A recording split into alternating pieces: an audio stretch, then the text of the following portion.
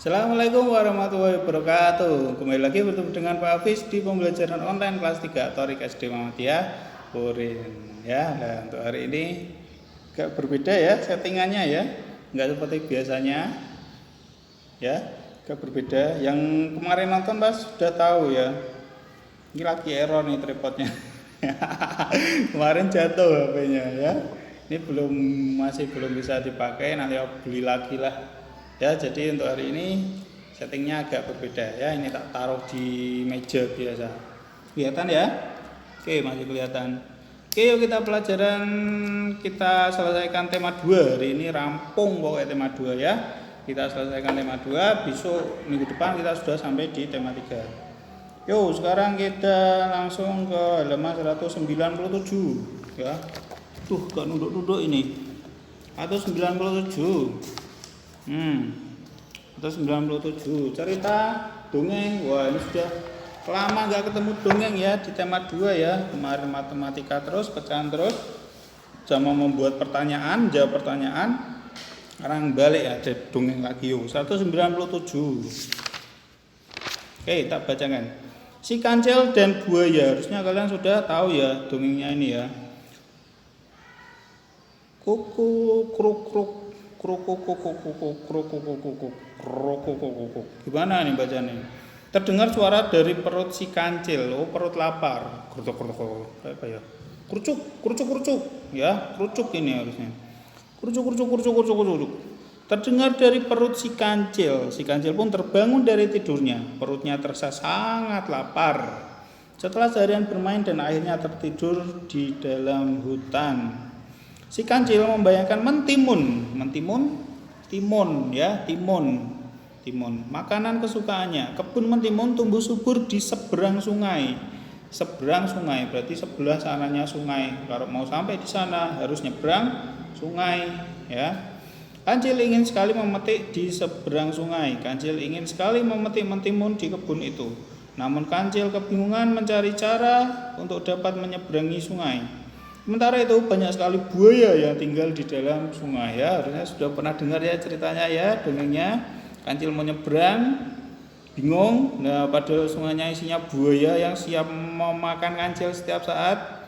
Nah, karena kancilnya itu adalah hewan yang cerdik, pintar ya. Kalau di dongeng itu kancil hewan yang cerdik, cerdas, pintar. Si kancil pun berpikir dan mencari akal agar dapat menyeberangi sungai. Tiba-tiba ia berteriak memanggil buaya. "Hai buaya, keluarlah!" Ya, di pinggir sungai. Tadinya sungainya anteng, ya nggak kelihatan ada buayanya. Kalau lewat baru dimakan. Tapi kancil sudah tahu ini pasti ada buayanya. Maka dia langsung memanggil. "Hei, keluarlah para buaya!" teriak si kancil. "Ada apa teriak-teriak kancil?" sahut buaya. "Apakah kalian tidak merasa lapar? Aku dengar di seberang sungai itu ada banyak daging segar yang siap disantap. Kenapa kalian tidak ke sana?" tanya si kancil.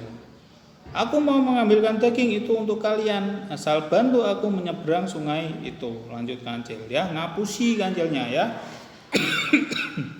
Dia berkata, di seberang sana itu makanan banyak buat kalian, daging banyak. Kenapa kalian cuma di sungai tok?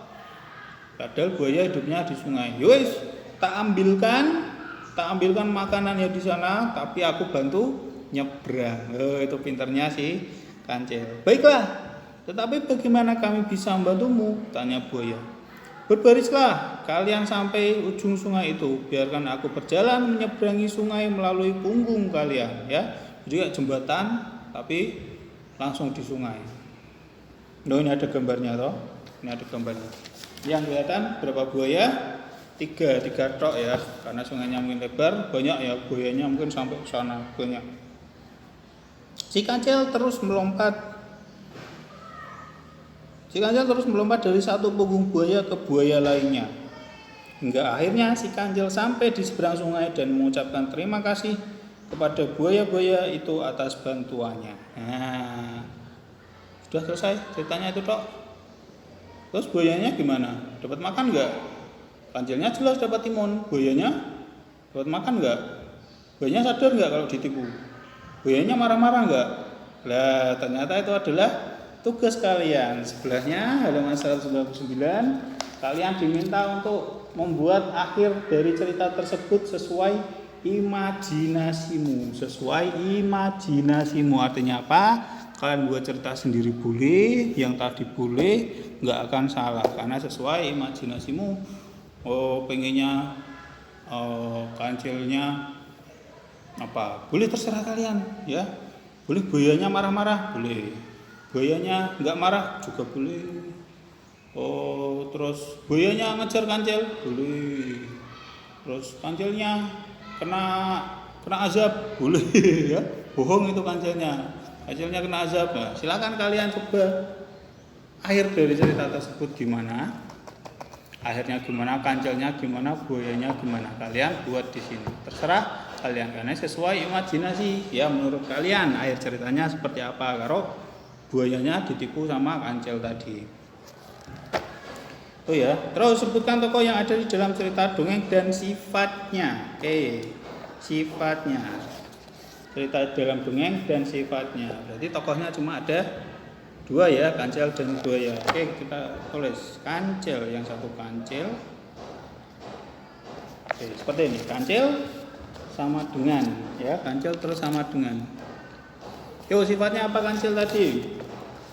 Sifatnya, karena kalau di dongeng kancil itu sifatnya cerdik ya, walaupun cerdiknya dipakai untuk menipu. Cerdik, terus cerdas, pembohong ya, sebenarnya bisa sih. Ngapusi itu ya, kancilnya itu ngapusi sebenarnya. Cerdik, udahlah gini nggak apa-apa. Cerdik, persamaan kata cerdik, cerdas, pintar, tangkas, terus apa lagi ya, itu boleh. Terus buayanya gimana berarti? Buayanya gampang ditipu. Gampang ditipu itu apa? Gampang ditipu. Itu berarti mudah ditipu. Mudah ditipu. Sifatnya. Boleh kalian tambahi, Pak, di akhir ceritaku buayanya marah-marah, Pak. Boleh, pemarah, tambahi boleh. Ya ini yang umum saja. Boleh tambahi sendiri. Karena tokohnya cuma ada 2, kancil dan buaya. Ceritanya kancilnya ngapusi buaya supaya bisa lewat. Itu untuk pembelajaran 5. Kita lanjut ke pembelajaran 6, bermain peran. Wah, ini kita lewati dulu. Langsung halaman 203. Langsung ke halaman 203 yang bawah. Untuk bermain peran nanti ya kalau udah berangkat, nanti kalau untuk berangkat ini harus ada gambar dan harus bermain peran. Pernah ya bermain peran? Harusnya kalian pernah ya, digelar prestasi itu bermain peran sebenarnya. Nanti aja kita lewati langsung di 203 yang bawah. Ayo berdiskusi. Untuk dapat menjadi kelompok terbaik, kerjasama yang baik dari setiap anggota kelompok sangat dibutuhkan. Melaksanakan peran masing-masing dengan baik adalah salah satu contoh kerjasama yang baik. Ada banyak peran dalam kehidupan sehari-hari. Kerjasama yang baik dari setiap peran sangat dibutuhkan agar kehidupan berjalan dengan baik. Ada orang yang berperan sebagai pelajar. Balik ya, 204. Ada orang yang berperan sebagai pelajar, tugasnya menuntut ilmu dengan sungguh-sungguh. Ada yang berperan sebagai guru, ya, tugasnya mengajarkan ilmu dengan baik. Ada petugas keamanan lingkungan, tugasnya menjaga keamanan lingkungan. Peran apa saja yang ada di sekitarmu? Tanyakan peran dan tugasnya. Peran dan tugasnya berarti nama pekerjaan dan pekerjaannya. Nah, sini sudah ada. Ya, peran dan tugasnya. Ini artinya pekerjaan ya. Pekerjaan. Oke, kita pakai langsung tak isikan yang peran, kan nanti kalian mengisi yang tugasnya ya. Pekerjaan yang umum saja ya. Nomor 2. Nomor 1 sudah toh. Petugas penerima tamu, tugasnya memberikan informasi dan memberikan pelayanan yang baik jika ada tamu yang datang ke sekolah. Oke, yang kedua, perannya adalah dokter. Yang kedua adalah dokter. Kalian isi sendiri tugasnya dokter itu apa? Perannya sudah toh. Kalian isi sendiri yang bagian sini ya. Tugasnya dokter itu apa tugasnya? dokter, terus siapa lagi ya? Pak polisi, Pak polisi. Polisi sudah. Nomor 3 polisi ya. Nomor 4 siapa ya? Nomor 4 itu adalah hakim. Hakim, tahu ya hakim ya? Yang di pengadilan itu hakim. Nomor 4-nya hakim.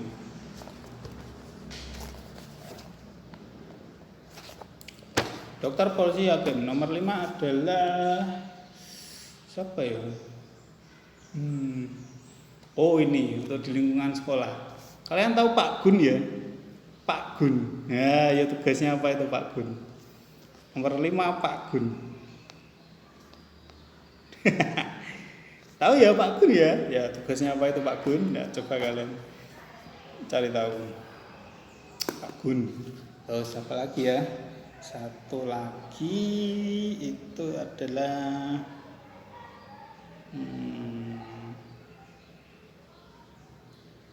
tukang bangunan aja. Jangan. Yang keren, bupati.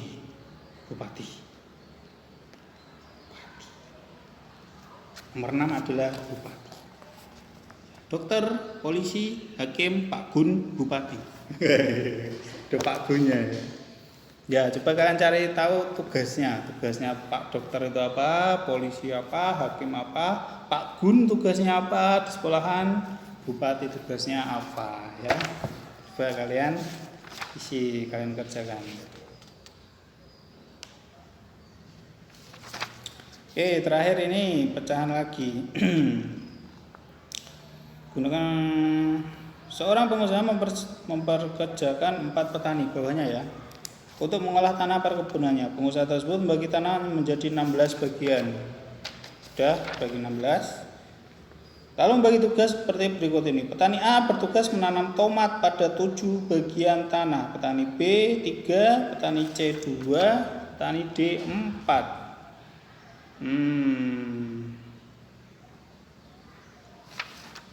Oke, untuk yang petani A, perhatikan, kalian warnai warna biru. Tulis sebelahnya biru. Petani A biru, tulis sebelahnya. Jangan nggak lupa. Nanti kalian mewarnai. Ini sini biru, sebelahnya sini ya. Petani A biru. Terserah wis mau tulis di mana. Yang penting kalian tahu. Petani A biru, petani B merah. A biru, B merah, C kuning. Petani C itu kuning, petani D itu hijau. Petani A biru, petani B merah, petani C kuning, petani D hijau. Nah, terus ngapain Pak? Lah ini sudah ada lahannya dan 16 kotak toh. Ini punya pengusaha tadi. Berarti misal ini pengusaha D bertugas menanam bunga 4 bagian tanah. Berarti 4 bagian tanah, 1 2 3 4, terserah kalian pilih yang mana. 4 kotak kalian warnai hijau ya, 4 kotak kalian warna hijau. Nah, seperti itu bisa ya. Nah, nanti yang petani A 7 bagian itu warnanya biru. Kalian cari kotak yang mana 7, milih sendiri, diwarnai biru. 7 harus 7 petani A. Petani B 3. Berarti 3 warna merah. Kalian cari sendiri tempat yang untuk merah yang sebelah mana. Ya, 3 kotak. Nah, terus kemudian untuk yang kuning 2. Yang kuning adalah 2 kotak. Nah, pakai pensil warna, krayon, terserah kalian ya, diwarnai. Nah, setelah itu baru kalian jawab bawahnya. Petani A ternyata nanamnya tomat. Tanah yang ditanami tomat terdiri dari 7 bagian. Ditulis dalam pecahan adalah 7 per berapa ini tadi semua? Lahannya 16. 7 per 16 yang tomat 7 per 16. Lah, tanah yang B. Ternyata ditanami sayur terdiri dari 3 bagian, ditulis dalam pecahan adalah 3/16, tulis sendiri. Tanah yang ditanami cabai 2 bagian tadi warna kuning, ya, yang kuning itu cabai ternyata berarti 2/16. Pokoknya bawahnya sama semua karena ini semuanya total 16. Ini ada 16 toh. Kalau ada yang sisa berarti kamu salah. Ya tak warnai semua Pak, hijau sudah, kuning sudah, biru sudah, merah sudah, tapi masih ada satu yang putih. Oh, berarti ada yang kurang, ketinggalan, dihitung lagi. Kalau kebanyakan juga salah ya, juga salah. Jadi harus pas karena ini 16 pas. Terus terakhir, tanah yang ditanami bunga terdiri dari 4 bagian, ditulis dalam pecahan 4/16. Saya kemudian diwarnai, terus kalian dijawab yang ini. Ingat, ini jumlahnya semua ada 16. Jadi pernya mesti per 16. Dan oke, selesai. Oke, selesai ya. Oke, tema 2 sudah selesai. Berarti minggu depan buku tema 2-nya dikumpulkan ya, minggu depan dulu. Oke, itu dulu. Selamat mengerjakan. Tadi udah banyak yang harus kalian kerjakan. Selain ini pecahan, kalian juga harus ini mencari peran tugas dari Pak Dokter, polisi, hakim, Pak Gun dan Bupati. Ya, dan kalian juga harus tadi adalah ini kancil dan buaya, membuat akhir cerita dari kancil dan buaya tadi ya. Sesuai imajinasi kalian. Artinya nggak harus beda, nggak harus sama. Beda ya boleh ya. Karena ini imajinasimu berarti bebas ya. Akhir ceritanya gimana? Kancilnya gimana? Buayanya gimana ya? Kalian tulis tadi. Oke, itu dulu. Kita sudah selesai di tema 2. Minggu depan kita ke tema 3. Oke ya, selamat mengerjakan. Terima kasih atas perhatiannya. Wassalamualaikum warahmatullahi wabarakatuh.